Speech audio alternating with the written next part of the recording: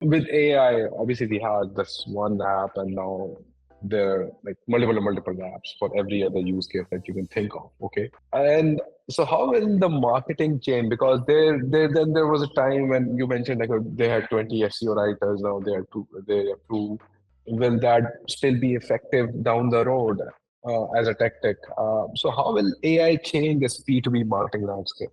That's a really fun question. And I sort of, on the scale of super pro AI will take your jobs because it's genius and skepticism, I think I sit closer towards the skeptics, simply because I've seen many people thinking, well, I won't have a job because of AI. And I mean, the bad news, if you write the kind of content that AI can copy, then you probably won't have a job. So I feel very sad for juniors right now, because respectfully, in my career, in the first year and a half, I mean, I had no clue. I was just doing whatever I was told, and only later I started having the confidence to have an original thought and opinion, right? So how do you thrive in this market as a junior is a very big question, because those are your jobs: to do the research, to bring it together, to put together early ideas, to track, etc. But to me, that means that humanity and creativity are even more valuable.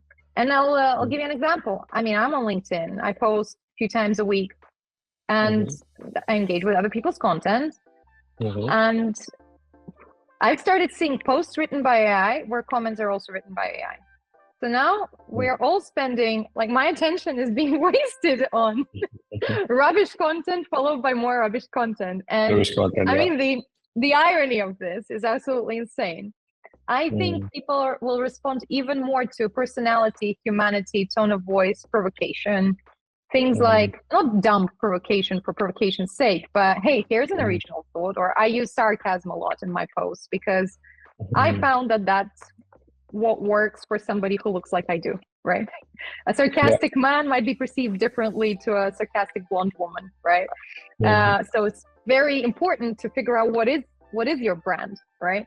And you know, I know that all of the sales, social selling with AI is thriving right now, but every day somebody direct messages me and says, it's not working. What do? We need a brand, right? Is that what you're saying? We need a brand? I was like, yeah, well, nobody's reading your cold emails. Or in my website, I think it's saying your cold emails are getting ice cold response or something like that. Cold-hearted response, right? There is a reason for that. So yes, it can give us more volume, but I would sincerely want marketers to be picky about how they use it. I still use it. I use it for everything. I don't, but my copy is almost never what it gave me. I use it to proofread my emails because sometimes I'm insecure about sound appropriate level of enthusiastic and assertive. You know, I help it write sort of subheadings and listing features in the right order if I need to write that. But it's never made me laugh. It's never made me go, huh, that's a clever way to put it, because it's trained on what has been, right? And what catches our eyes is what's new. So marketers always in the pursuit of a new way of saying it, a clever way of saying it, because only then will you pay attention, right? So I think we should all learn to use AI for our own needs. For example, I'm exploring how some people use it to write LinkedIn posts that don't look like AI, but have their own tone of voice.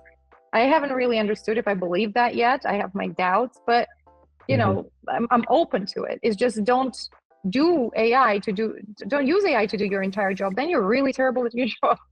You know? So how big of a team does CEO need to have at the moment? Ooh, CMO. Or CEO. CEO, I don't know, not my proficiency. CMO. I mean, size depends on the company, right?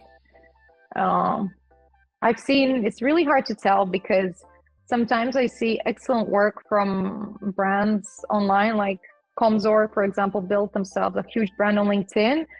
I think they're like series something.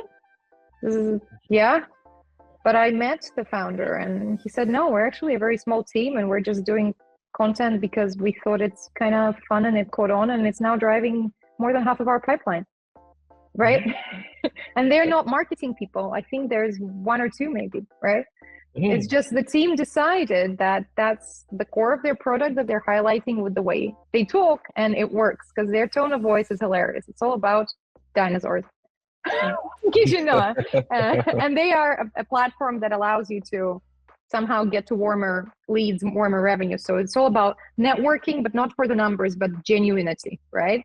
And so saying to your audience, DM me, I'll send you a fun fact about dinosaurs, is absolutely crazy, but they have a huge following with that, right? So I don't think numbers matters, and honestly, it's kind of a hard thing for me to answer. But here's one thing that I am sort of wrestling with in my head right now. Obviously, there's so few brand people, brand leaders in tech or in B2B, and I do get the impression, and it's not just my judgment, I've seen them admit it themselves, that they're sort of glorified designer or creative director, if you know what I mean, right? So it's not really somebody who has background in brand strategy, brand tracking.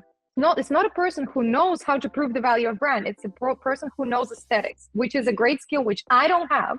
So all respect, but it's not the same, right? That's what prevents them from being taken seriously. And again, it's not just my opinion. They actually told me, because I speak to them, right? I kept hearing it again and again. And so that's one tension. How do you get people who understand brand? Do you say brand and content, because then they have a tangible input or output that they observe? But a lot of content people are very much click driven and engagement metrics driven, so they don't understand the long-term bits of the brand. So that's a very big question that needs to be answered. And I don't know if I'm equipped to answer it, because I'm betting on you need an external consultant to come in, fix stuff for you, and then oversee you bits and bobs and really believe into it, right? Because that's what I'm selling, so I'm biased, right? But another thing that comes up, and so many clients have raised it, they usually have a designer on their team, and might be junior, might be mid-level, because I don't want to pay for a senior designer, but they expect them to do conceptual work, but they are a hands-on designer. So they understand the applications, the tech, the outputs, but they don't necessarily know how to come up with a campaign idea, right? How to do something that fits the brand tone of voice. And I think there's a movement that needs to happen from hiring a designer to hiring almost an art director or creative director, whose job it is to look at the visual aspect, but with the view of the brand. So those two observations that I've just made, to me, it's like that creative bubble, creative/content/brand bubble, is very unclear right now, which is why sometimes maybe people aren't taken sufficiently seriously, right? Even if your job title is misleading, like you're off to a bad start, right? Yeah.